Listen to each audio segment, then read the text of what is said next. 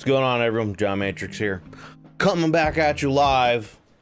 Got another 40k video reaction here. And this one is from Arbitor Ian. We're going to go over his version of CADIA. We took a look at one from the Templin Institute, and so I wanted to take a look at Arbitor Ian's version. This is his video, CADIA, its rise and fall, Warhammer 40k lore in 20 minutes. So I wanted to see what other kind of tidbits of information that he has to talk about with CADIA, maybe get into more of the, hopefully more of the lore and the history of CADIA and its importance in the Empire before it eventually was broken.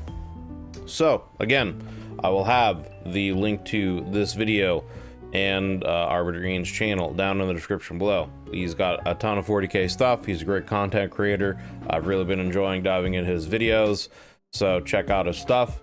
Go give him a sub. Check out his Patreon, give him some support. He's a great content creator, and definitely just, you know, go give him some love. But for now, let us check out this video. Boop. Badoop. Of all the regiments of Warhammer 40k's Astra Militarum, the Cadian shock troopers are one of the most recognizable. An elite regiment of professionals from the completely militarized fortress world of Cadia. Fated Colonial Marines looking dudes. And copied by many other regiments. So in this video, I'm going to look into the lore of Cadia, its history, how its regiments were trained, its rise, and its fall. Okay, cool. That's what I'm looking for. More lore, more history. The Astra Militarum is a colossal organization. As the Imperium's primary fighting force, it draws its regiments from every planet within it, from regiments of parade-drilled infantry to guerrilla fighters taken from the harshest of death worlds to cavalry regiments from dark feudal worlds, but looming disproportionately over all of this. Which is, it's funny to me that there's such a mix in forces that you can have. You can have like these, you know, kind of Mongolian-esque cavalry raiding units. You can have these kind of, you know, I don't know, World War I kind of Russian. I don't know if Ottoman Empire is necessarily, well, I mean, I guess technically like Ottoman Empire would be like kind of another like desert faction, Middle Eastern faction kind of looking. But then there's also kind of this, you know, Russian, you know, Eastern European kind of looking factions and their tactics and stuff. I just find it interesting, all the various flavors of like human history and units and regiments are all things that are widely utilized in what would be modern day 40k lore, you know, in the future during wars. You know, can you imagine, you know, Mongolian cavalry units fighting against Tyranids? I don't feel like that will go very well, but who knows, you know? I guess some meat shields are meat shields. Regiments from dark feudal worlds, but looming disproportionately over all of this are the regiments of Cadia. Cadia was a fortress world near the Eye of Terror, built as a bulwark against chaos incursions. And the regiments raised there are considered some of the most elite in the Imperium, trained almost since birth in combating the ways of the great enemy. Over its history as an imperial world, Cadia contributed far more regiments than normal to its defense, each considered so effective, well-trained, and resourceful that the Cadian system was emulated by many other Astra Militarum regiments and planetary defense forces across the galaxy. Spartans of the 40k universe here. That particular skill and grim resolve was bred into the people of Cadia over almost 8 millennia of constant warfare. As Cadia itself weathered raids, invasions, and Black Crusades from the Eye of Terror, and its shock trooper regiments deployed across the Imperium defended planets from Xenos threats, heretical uprisings, and rebellions. But all this almost ended during Abaddon the Despoiler's 13th Black Crusade, when Cadia finally fell, the planet overrun by the hordes of chaos and its crust split apart. But despite losing their homeworld, the Cadian regiments still fight on, replenishing their numbers wherever they can, training new recruits in the field, and continuing the traditions and techniques developed over 8,000 years of warfare. The system of Cadia, for most of its existence, consisted of 10 planets, and was situated in the segmentum obscurus of the Imperium, right on the edge of the Eye of Terror. The Eye was a colossal warp storm, a vast area where real space and the warp crossed over, created originally by the fall of the ancient Eldar Empire and the subsequent awakening of the chaos power Slaanesh. Within the Eye, space and time had little meaning, and reality was twisted by the powers of the warp. It was a perilous place. The pirates, raiders, and renegades who occasionally inhabited its fringes existed alongside the demons of the warp themselves. Whole systems and worlds were forever caught within the Eye, many of them demon worlds fought over by the forces of the Chaos Powers. And after the Horus Heresy, it also became a refuge for the traitors who had turned on the Emperor. That's really all fell back to, is the Eye of Terror. Horus Heresy, it also became a refuge for the traitors who had turned on the Emperor. Heretic Astartes and their mortal followers who fought great battles for dominance over the worlds within it. But travel into and out of the Eye was even more dangerous than just being in there. The storms were strongest along its edges, and getting a whole fleet in and out intact was practically impossible, except at one point. The system of Cadia existed near a stellar phenomenon known to the Imperium as the Cadian Gate, the only stable route in and out of the Eye of Terror. It really, the more lore I'm hearing about this, the more I really am kind of like feeling like it's their version of, you know, the Battle of Thermopylae, where, you know, Cadians were just the Greek regiments, the Spartans, you know, and the various other Greek armies that kind of combined together to hold that pass, just battling against the waves and waves of Persians that kept getting sent at them. It just, I feel like they pulled that from history and that they've made that this. No one knew for sure the only stable route in and out of the Eye of Terror. No one knew for sure why the Cadian Gate existed, but one long-held theory involved the Cadian. I mean, they're even like, you know, the Agrippa system, Belus. I mean, there's a lot of the stuff is Cadia is short for Arcadian or Akkadian. I think it's Arcadian. You know, these are all Greek terms. Greek names for various cities or cultures, you know, that existed. Like, you know, there were the Macedonians, Athenians, the Spartans. There were also Akkadians. I don't know. I think Agrippa might have just been the name of a person. I don't know if that was the name of like an actual city or city-state in Greek history, but I could be wrong about that. Cadian pylons. The planet of Cadia was studded with strange structures that predated any human settlement by millennia. Thousands of these pylons existed across the planet, tall, thin lengths of inert black stone. And I again, this is another one of those ironies of the 40k universe, is they had these Necron blackstone pylons that are able to either enhance or disrupt the warp.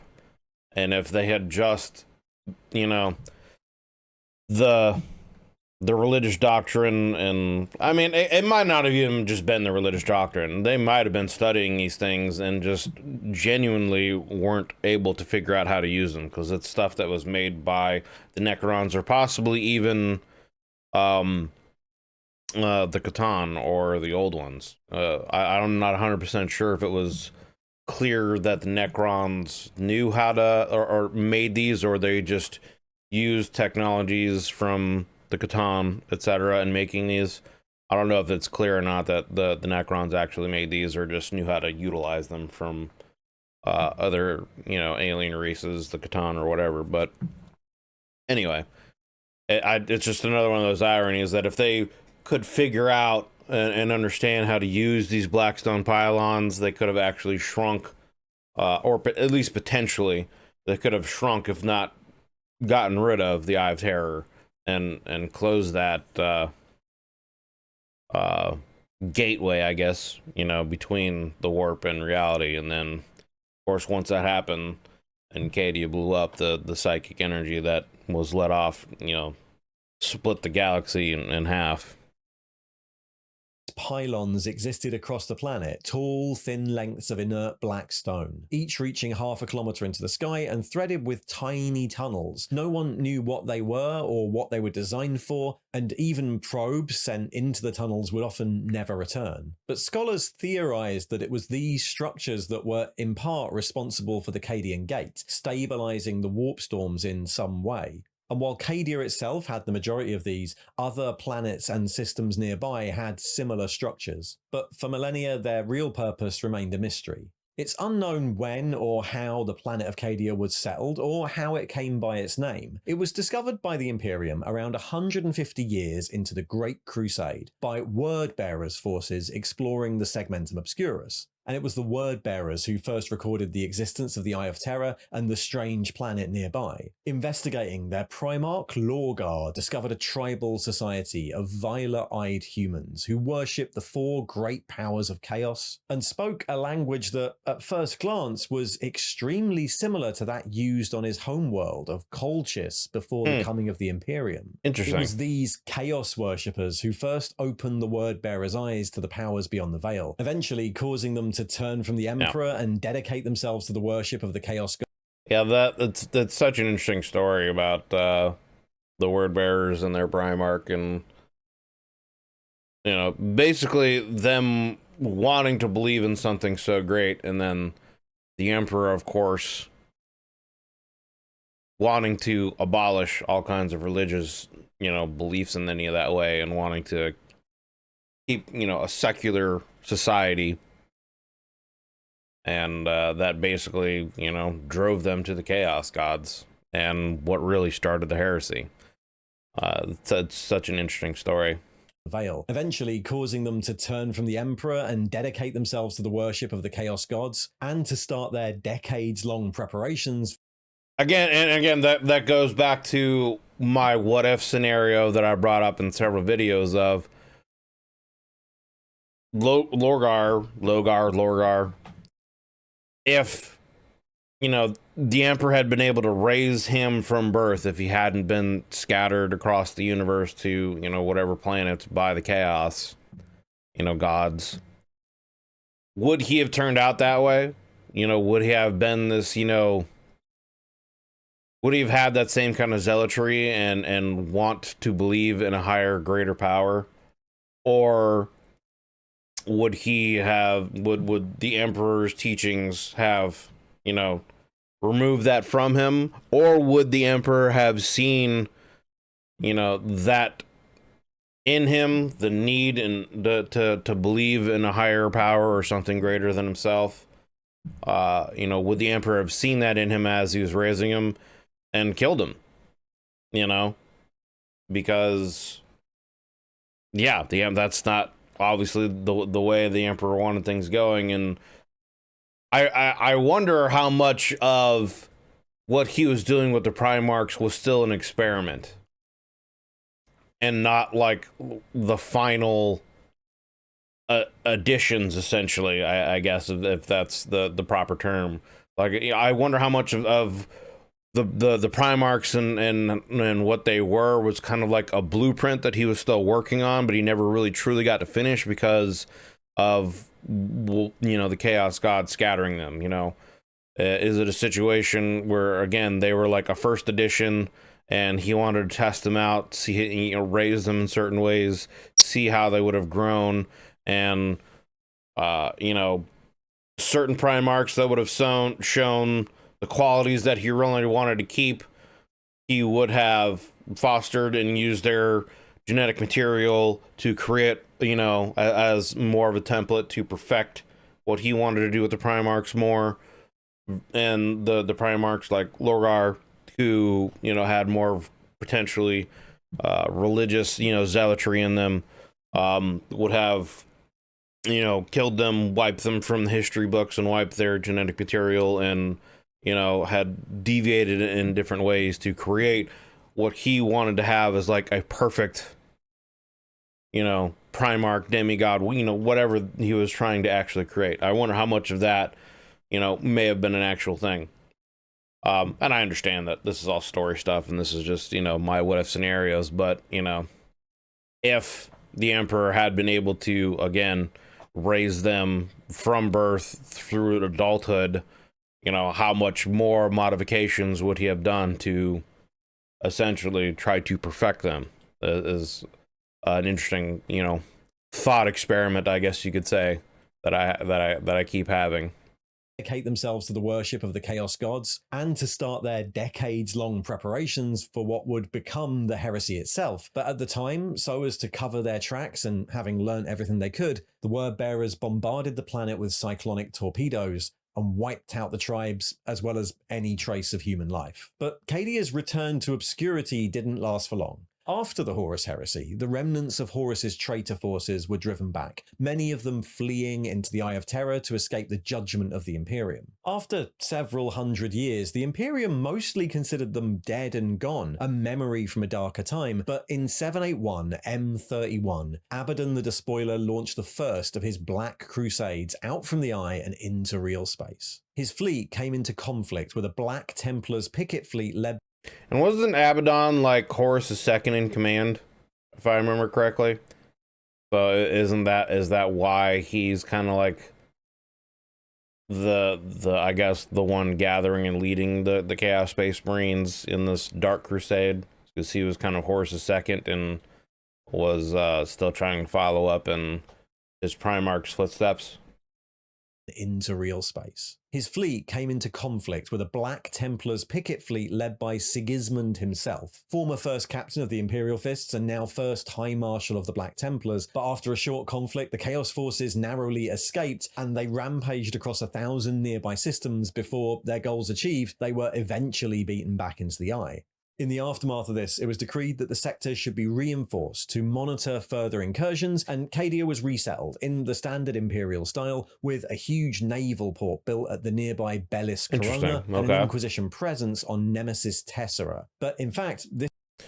So, is it a situation where during that first Black Crusade, they just weren't able to get in and actually take the world of Cadia? So they just kind of spread out to other systems and attacked and did whatever they could to those other systems until, you know, the Imperium forces were able to defeat them, drive them back, or whatever, scatter them. Is that basically what happened? Because you would think they would obviously want to take Cadia as a staging ground if they can, you know, as a foothold and a staging ground to spread out, you know, from there.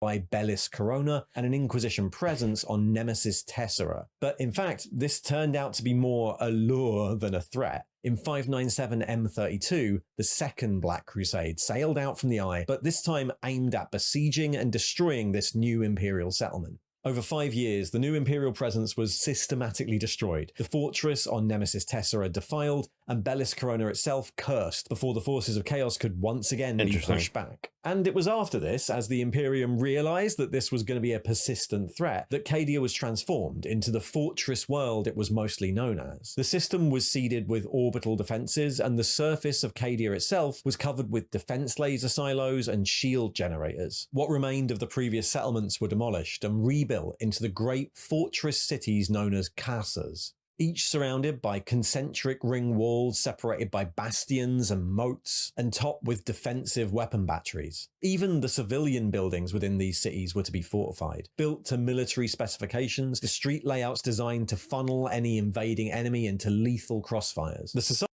And it would also be pretty interesting. I would assume they would still have, you know, the normal kind of day-to-day squabbles that humans have with each other, but I would also think that Cadia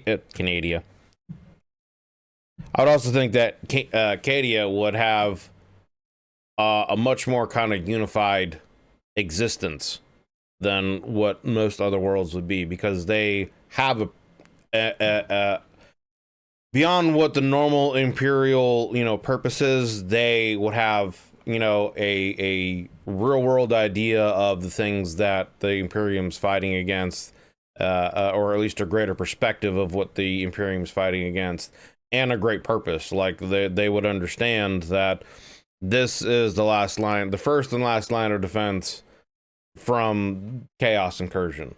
So, you know, the idea that obviously, you know, as any day, any moment, there could be an incursion from chaos that you have to defend against, and you're expected to give your life. But that would also, I would think, unite them in a certain way, and I guess make the, I'm not sure what the word is I'm looking for. Make them stronger, but that's not what I'm looking, that's not really what I'm looking for. But you get the idea that I'm talking about. It would embolden them, empower them, and unify them in a way that no other worlds, I would guess, or very few other worlds would be, knowing that, you know, that's their sole purpose, is to be this last bastion of defense from chaos incursions. The street layouts designed to funnel any invading enemy into lethal crossfires. The society that evolved in these casas was heavily militarized. At its peak, over 70% of the total population were destined for service in the armed forces. The recruitment rate was set as and I mean, yeah, you know, it would be one of those situations where pretty much, you know, from childhood, you're raised to fight. And again, it would instill a sense of duty and brother or sisterhood, and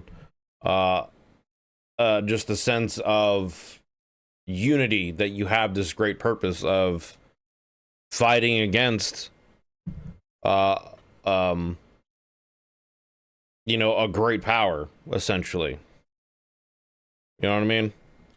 So I would think that it would give them a sense of purpose and a sense of unity that a lot of other worlds wouldn't necessarily have. That would also go towards why they were such, you know, great fighters and revered as much as they were. The total population were destined for service in the armed forces. The recruitment rate was set as equal to the birth rate, and the remainder of the population not conscripted were engaged in supporting industries. Cadia was an industrial world, and the manufactories of the casas supplied its military with a constant stream of weapons and armored vehicles. Everything on Cadia was affected by this. Local fashions tended towards camouflage patterns and uniform cuts. Social class was defined by... Everyone was John Cena.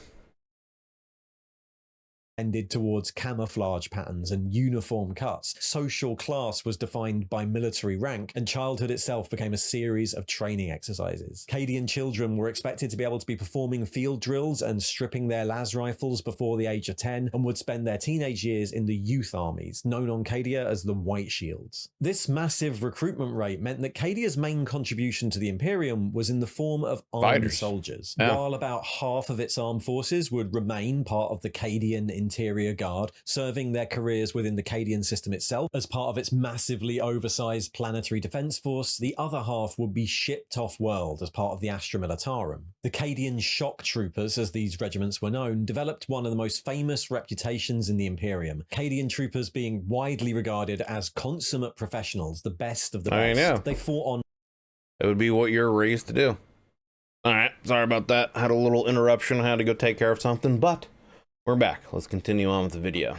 On hundreds of battlefronts across consummate professionals, the best of the best. They fought on hundreds of battlefronts across the galaxy, only 1 in 1,000 soldiers ever making it back to Cadia. These regiments, infantry, armor, and artillery, became something of a pattern for other Imperial Guard regiments and planetary defense forces across the Imperium. The distinctive Cadian tri-dome helmet and rugged Cantrial pattern las rifle are some of the most common models of arms and armor issued to Astra Militarum recruits, as were Cadian patterns of heavy and special weapons, Sentinel walkers, and Chimera armored transports.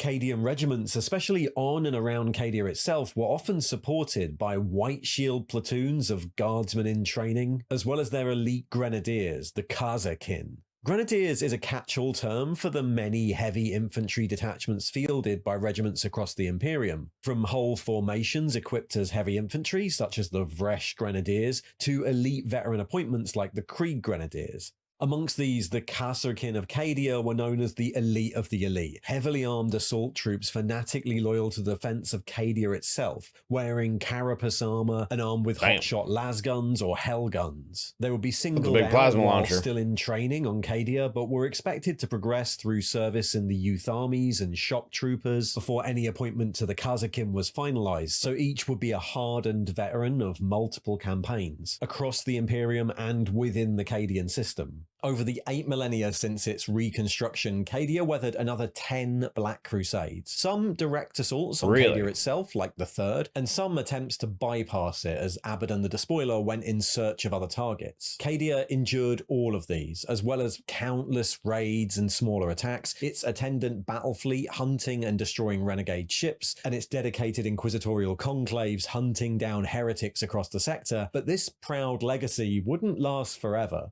Like many of the other, I kind of, as he's talking, I'm just getting thoughts of, you know, World War II and Pearl Harbor, and how, you know, if the Japanese had actually taken Pearl Harbor, how a lot of things could have gone different in the war. Again, I like to think about what if scenarios and whatnot, but I mean, you know, if they had taken Pearl Harbor and its sea, you know, deep sea reports, they could have used it as a staging ground to, if they wanted to, potentially, you know, attack the American, you know, North American mainland. At the very least, it would have denied, you know, us, the Americans, United States, the ability to really push against a lot of the other islands that they had taken in the Pacific, and then been able to go on the offensive and eventually attack Japan itself. You know, that at the very least, it would have made that a lot more difficult, and the war, who knows how the war would have changed in the Pacific. So I kind of, you know, the sense of that is kind of giving me similar kind of things here with, in some of the earlier Crusades. I don't know if it was just a situation where the forces of chaos couldn't, they were repelled for whatever reason, or certain things happen in fights that denied them, or just lack of foresight and they're just wanting to go out and attack something. But I would think that they would have wanted to, at one point in time, you know, take Cadia as a staging ground for them to either just simply deny the Imperium a foothold, you know, to defend against, and conversely, for them to be able to use it as a foothold and be difficult for the Imperium to then come back and overtake and push them out of the world, kind of a situation, and back into the Eye of Terror. So I don't know if it's, you know, what scenarios may have happened, you know, during those Crusades. If there's, it seems to be, you know, I don't know how many books were written about it or anything like that, but if there's any, you know, details about things like that, you know, let me know, because that's stuff that I'm very interested in, is a lot of the tactical stuff of wars and et cetera, et cetera. So if there's any, if anyone knows, or if there's any, you know, references or anything like that to that, as to why Chaos either didn't have the foresight to try to take Cadia itself, or just were never really able to before the Imperium were able to set it up as a true fortress world, you know, let me know. Across the sector, but this proud legacy wouldn't last forever. Like many of the other Black Crusades, the 13th was preempted by a sharp rise in cult activity across nearby sectors, as well as sightings of Chaos warbands and fleets around the gate. Rogue planets fell to hordes of Chaos worshippers as the followers of Nurgle spread what became known as the Plague of Unbelief across the Imperium. Demagogues rose against remote populations, and even before the invasion started properly, the Imperium was sorely tested to contain it all. Knowing what this meant, High Command on Cadia issued a muster order, recalling all available shock trooper regiments to the homeworld, along with many other non-Cadian regiments who owed debts of honor. The casters themselves couldn't contain the muster, so many of these were temporarily stationed on the wide expanse known as the Tyrock Fields. But the opening salvo of this crusade would come sooner than they were expecting. As Cadian High Command came out to observe the landings at Tyrock and to greet the prestigious regiments that were coming in their defense, the Volskani Cataphracts, an elite and well-regarded heavy infantry regiment, turned traitor, announcing their allegiance to the Chaos powers with a suicide assault on the heart of the Cadian defense forces. Though the Cadians rallied and cut down the traitor regiment, the damage was done. The assault had wiped out much of Cadian High Command, just as hundreds of Chaos warships started to pour from the Eye of Terror, spreading out in every direction. It fell to Ursarkar E. Creed of the Just thinking now, too, that's another question that I actually have is, what do you like do the Chaos Space Marines, do they have their own like shipyards where they're building their own ships? Or like how are their ships constructed? Are they like salvaged from other Imperium ships and they like reforge them into their own liking? Like, I'm just curious. I hadn't really thought about that until now, but like, do the Chaos forces have their own shipyards in the warp somewhere, or are they able to just like use the warp to materialize ships in some way, or how does that work? Let me know about that.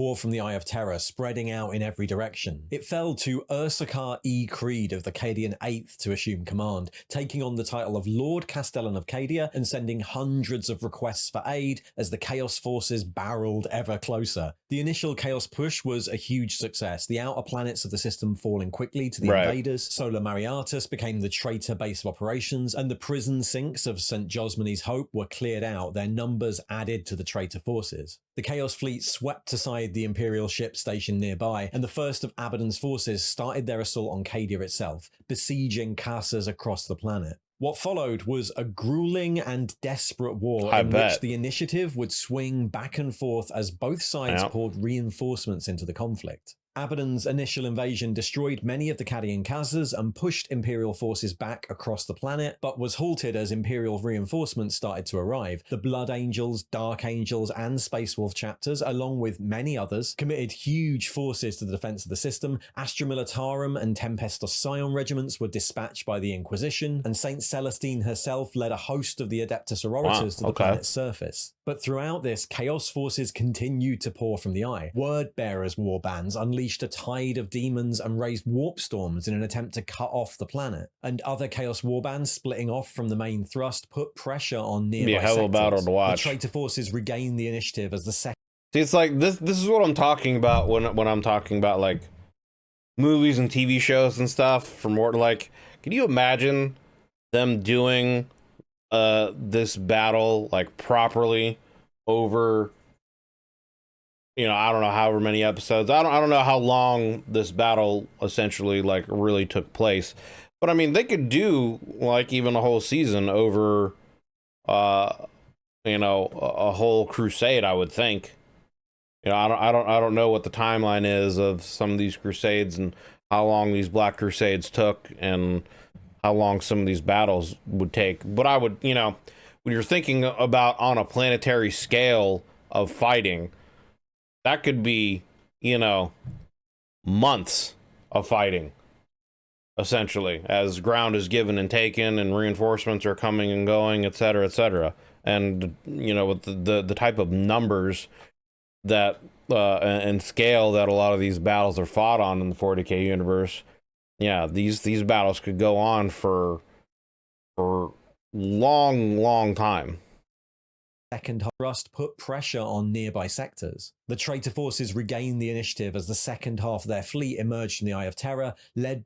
And I guess to finish my point, because I was eager to get back to the video, but just to finish my point, like, it would just be cool to see this stuff in like a TV show if it was done right. You know what I'm saying? Like, I think for me personally, like,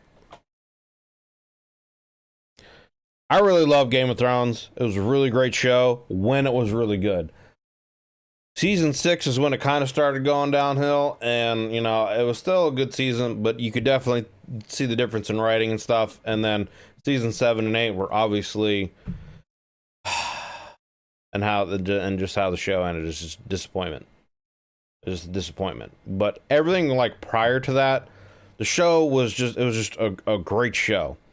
The characters were done very well, and because of the format that it was done in, you really had a lot of time to get the characters to develop, and to really get to know the characters and really build the world in the universe and really, you know, have the story unfold properly. And, you know, the way they did things with the Night King and, you know, the undead, I can't remember the White Walkers. That's what it was. Well, the way they did everything with the White Walkers, like, you really got a sense of like a sense of dread from the White Walkers. I don't know, I think it was the 4th season. It was either the 3rd or 4th season. The episode where John's up in the north trying to talk to the wildlings, and the Night King attacks, and it's the first time he kills a White Walker with his Valyrian sword, so they learn that. But just the way it ended with seeing him raise all those dead bodies, and that no matter what they do and how hard they fight, he just can add more and more, to his number, as the humans and the living, I guess, lose numbers, they just become more numbers for the Night King to add to his army. That sense of like, what are you supposed to do against that at the end of that episode? And I could so easily see them adapting 40k stuff into a good TV show format like that, with a lot of the characters that they have in the 40k universe, and the lore and settings, and the scope of the 40k universe, and the scope of the battles, and just everything. I could see it done so well and on that scale, and it being like just really good. And I hope, I'm curious to learn more about what Henry Cavill's show is going to be, but it just surprises me that a lot of these things haven't already been done. I really feel like with technology, and because I could see, like, prior to like the mid 2000s, it being like maybe too expensive, or the scale of how you'd want to do things, it being too complicated to really do as a TV show. And I feel like 40k as a universe would be better done as a TV series than opposed to a movie, just because you get the ability to really develop the characters and the story more over a series of episodes, as opposed to just an hour and 45 minute to 2.5 hour movie situation. And I feel like the 40k universe, with all the various characters that it has, would need that. So I could see, prior to like probably around, like maybe before like 2010-ish, kind of when the Marvel universe was really starting to really pick up. I could see like prior to that, it being a little more difficult, but probably around the time, when Game of Thrones was first coming out, and with technology and green screening and CGI and how it's become more mainstream, and whatnot, if it was done right and well, I could see them really doing a good, successful TV show series in the 40k universe. And I hope the one that Henry Cavill does is good. I know he's a huge fan of the 40k universe and the lore and whatnot, and he plays the tabletop, and he is very much a stickler of staying with the lore. That's why he left The Witcher, because they were doing kind of their own thing, and he's like, what, I'm done with this. So anyway, long tangent, but the whole point of my tangent was just, imagine this battle, or about this 13th Crusade story. Just imagine it on it being taking place in a TV series, and the things they could do with it, and how the story could be told that way. Like, it would just be cool. It would be awesome. It'd be great to see, and I hope it's something that we get to see something of that in the future. Anyway, tangent done. Let's get back to the video. The traitor forces regained the initiative as the second half of their fleet emerged from the Eye of Terror, led by the colossal Blackstone fortress Will of Eternity, captured hundreds of years before during the Gothic War, the 12th Black Crusade. As the Will of Eternity grew closer, desperate battles were fought for control of Cadia's planetary defences, the Imperials barely holding on in time for a second wave of reinforcements aboard the Imperial Fist's battle station Phalanx to arrive and eventually destroy the Blackstone fortress. And while these battles raged above, another was happening beneath the surface, where the Mechanicus Magos Belisarius Call, helped by the mysterious Necron overlord Trazyn the Infinite, managed to study and reactivate the ancient Cadian pylons. As suspected, they had been part of a system. So the Necrons were there helping him? Like, isn't that considered a heresy? Like, I mean, wouldn't the dude get in trouble for that? Wouldn't that dude get killed for that? I mean, I guess because he's a part of the Mechanicus, right? They don't necessarily fall under those laws because the Emperor gave him a pass. Interesting. Okay. See, that I didn't know. I didn't know that they actually had a Necron there working with them on the pylons. Interesting. Okay. Activate the ancient Cadian pylons. As suspected, they had been part of a system designed to hold back the warp itself. And as his demon reinforcements dissipated into the ether and the warp storms disappeared, the armies of the Despoiler were finally forced to pull back from the surface of the planet. But there was one last throw of the dice to come, as the Black Legion attached massive starship engines to the remnants of their Blackstone fortress and drove them into the planet's surface with the strength of a meteor strike. The surface of Cadia itself cracked and split as the planet started to fall apart. The Cadian 8th, led by Lord Castellan Creed, led a valiant rearguard as the massed Imperial forces attempted to evacuate the dying planet, and the remnants of Battlefleet Cadia tried to recover them. Millions were lost as Cadia finally fell, and with it, the ancient technology that kept the Eye of Terror at bay. As the effects of the Cadian pylons dissipated, the warp spilled over into real space, and the Cicatrix Maledictum, the Great Rift, started its spread across the galaxy.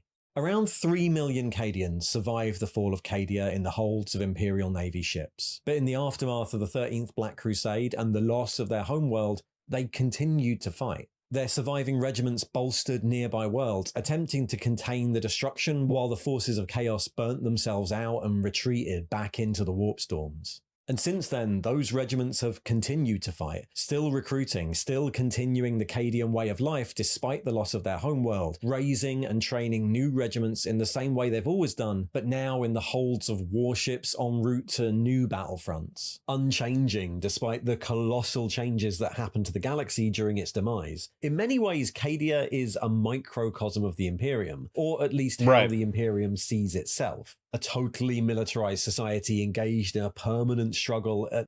That's what I was gonna say. Like the Cadia, almost like he said, Cadia is kind of like the idea of what the Imperium wants to be is kind of like the Cadian reality, where, you know, from basically birth you're raised to be a soldier and you're going out and fighting the good fight.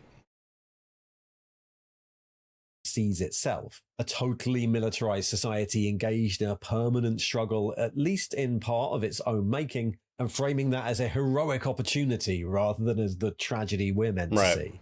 But to the grizzled veterans of old Cadia, well, all that's irrelevant. Cadia stands. To them, it can do nothing else, and must continue to do so as long as there's an Imperium for it to defend. Thanks for watching.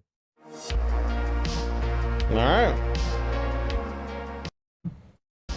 We got anything else here at the end? And if you'd like more lore videos about 40k, well, there's probably one just coming up there to the right. And if you'd like to support the channel, please like, subscribe, and there's a link to the Patreon in the thing below.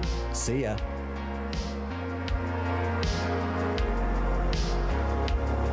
I'm just letting all the names go by. Man needs his support, and all these guys need their recognition. You know what I'm saying? All right, well, there you go.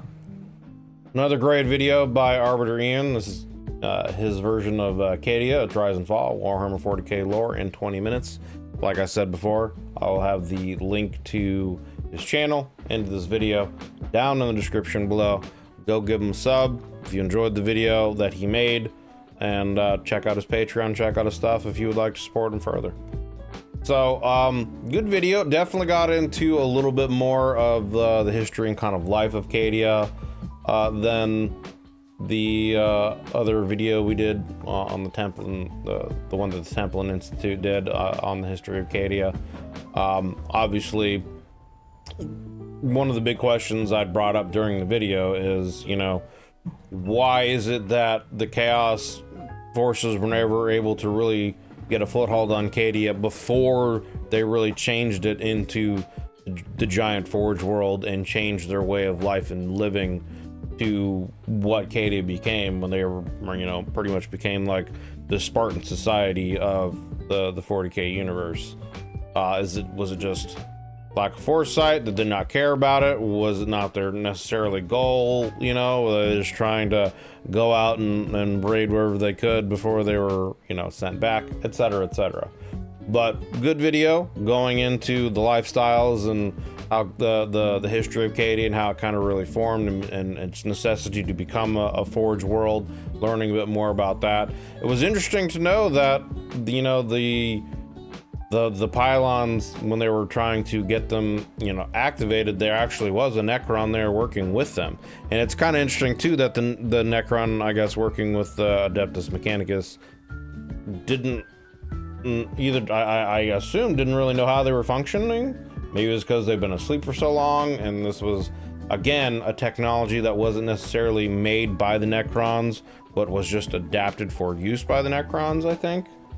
But I found that a very interesting little tidbit of lore, and that would also make sense as to why, you know, they weren't able to study it further beforehand and to utilize it to help close or at least shrink the Eye of Terror more and to lessen the Chaos's powers in that region, you know, etc., etc. But awesome video, great video. I love Arbitor Ian stuff. And like I said, you guys should go and give him some love if you enjoy his content. He's got a ton of content. But that's gonna do it for me in this video for now, guys. I appreciate you hanging out and watching the video till the very end. It means a lot. If you like the video, do consider giving, you know, liking a sub to the channel, as it helps me and the channel grow. Greatly appreciate it. If you want to check out the membership benefits on my channel, feel free to click the link down below in the description. There's a link there, and you can check out the member benefits and see if it's something you would want to do if you want to take that extra step and support me, you know, monetarily in any way. It's not necessary. Just coming and watching the videos is all you really need to do. But if you want to go that extra mile, the opportunity is there if it's something you should desire to do, and it is greatly appreciated for any of you out there that decide to do that. But thank you very much, everybody. Hope you're having yourself a wonderful day and a great holiday season so far, and I'll see you guys in the next one.